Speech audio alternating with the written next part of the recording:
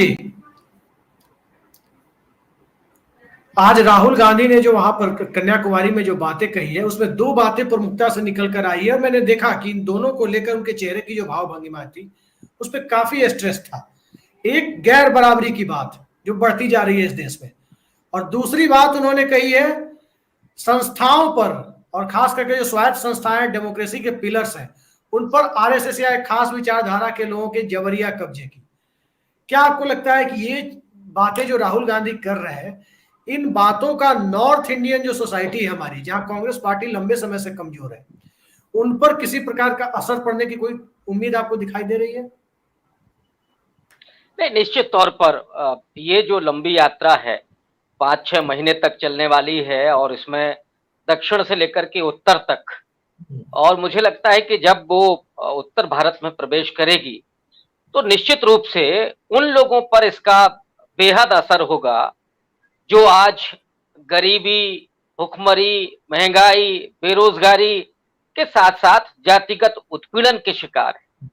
शिक्षा और स्वास्थ्य जैसी मूलभूत सुविधाओं से जो जुदा हैं, उन पर ये बिल्कुल इसका प्रभाव होगा। और साथ ही साथ उस समाज में मैंने कुछ वीडियो देखे हैं जिसमें सिर्फ ये नहीं है कि वो देश के जोड़ने के लिए वो फेडरल स्ट्रक्चर की बात हो रही हो, उसमें जाति पात की भी बात हो रही है कि जातियों में जिस तरह से ये विभाजन पैदा हुआ है उसको भी हमें जोड़ना है।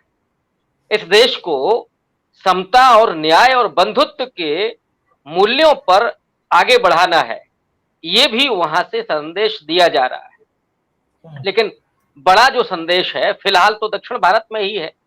और अगर हम उसकी राजनीति देखें, देखिए कोई भी आंदोलन हो, कोई भी मिशन हो, निश्चित तौर पर उसके अपने राजनीतिक संकेत भी होते हैं। हालांकि राहुल गांधी ने बहुत सूझबूझ के साथ बिना किसी पार्टी सिंबल के राष्ट्रीय प्रतीकों को सामने रखा है, तिरंगे को हाथ में लेकर के वो यात्रा कर रहे हैं। लेकिन जो राजनीति है वो देश को बनाने वाली, जो राष्ट्रीय राजनीति जिसको हम कहते हैं, उसकी झलक भी इसमें दिखाई पड़ती।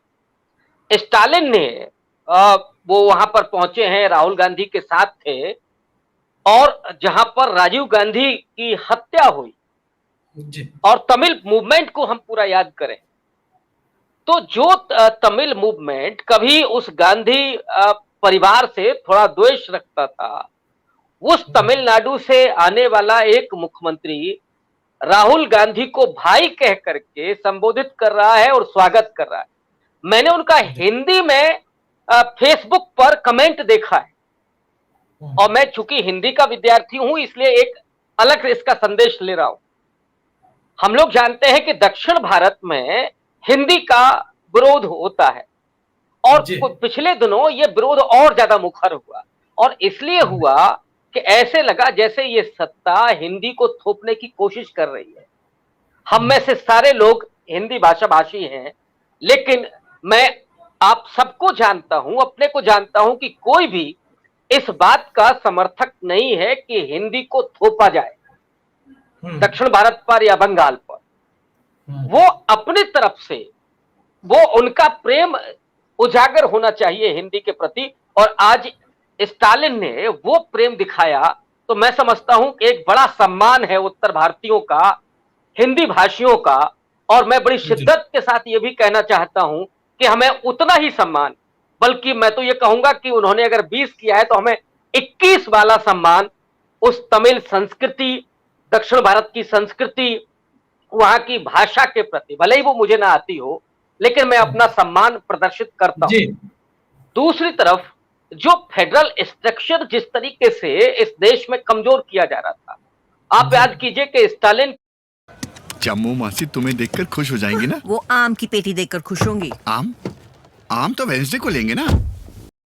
के बगल में खड़े होकर के राजा ने जो कहा, सीधे चुनौती देते हुए नरेंद्र मोदी को, कि हमें ये मजबूर मत करिए कि हम पेरियार साहब के रास्ते पर चले जाएं। तो फेडरल स्ट्रक्चर को अगर आप चोट पहुंचाएंगे, ये भी एक बिखराव है ना, ये भी एक टूटन है।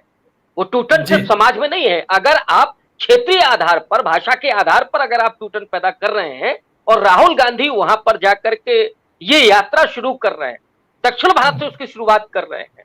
गांधी जी की अस्थियों की और उनकी बात की राजेश जी ने, उसके सांकेतिक अर्थ हैं, लेकिन उसका राजनीतिक अर्थ ये भी है कि जिस तरह से दक्षिण भारत पर प्रहार करने की कोशिश हो रही है इस सत्ता संस्कृति के द्वारा, उसे फुलफिल करने की कोशिश राहुल गांधी कर रहे हैं, उसी दिल्ली से जाकर के। तो मुझे लगता है कि ये जो यात्रा है वो निश्चित तौर पर भारत, जो उत्तर भारतीय, जो आपका सवाल था, उत्तर भारतीयों के मन में, और मैं तो आह्लादित हुआ हिंदी में वो उनका कमेंट देख करके, और इतना ही जाहिर तौर पर इतना ही आनंद लोगों को मिलेगा जो हिंदी भाषी हैं। वो बात अलग है कि जो अंधभक्त हैं उनको नहीं समझ में आएगा, और हम उनसे उम्मीद भी नहीं करते हैं कि वो समझेंगे इस बात। कम होती जा रही है, अंधभक्तों की संख्या कम होती जा रही है आजकल, जाहिर तौर पर कम होगी भाई, वो भी तो दरक रहे हैं ना अंदर से। पेट पर लात घृणा और तो नफरत की भी एक सीमा होती है। जब सिलेंडर इतना महंगा है, जब रोजगार नहीं है, तो उस समय कितनी भक्ति काम करेगी। अग्निवीर बनाया जा रहा है, ये नौजवानों को नहीं दिख रहा है क्या? तो आप कब तक धर्म की अफीम चटा करके लोगों को नशे में रखेंगे, या जाति के आधार पर कब तक समाज को विभाजित करके आप वोट हासिल करेंगे? इस राजनीति को तो लोग समझ रहे हैं कि साहब कोरोना में पूरा देश मर रहा था और आप सेंट्रल विस्टा बनाने में लगे हुए थे, ये तो दिख रहा है ना लोगों को। रविकांत जी, जो बात आप कह रहे हैं उस मुद्दे पर आ रहा हूं आपके पास। अभी आनंद वर्धन जी के पास चल रहा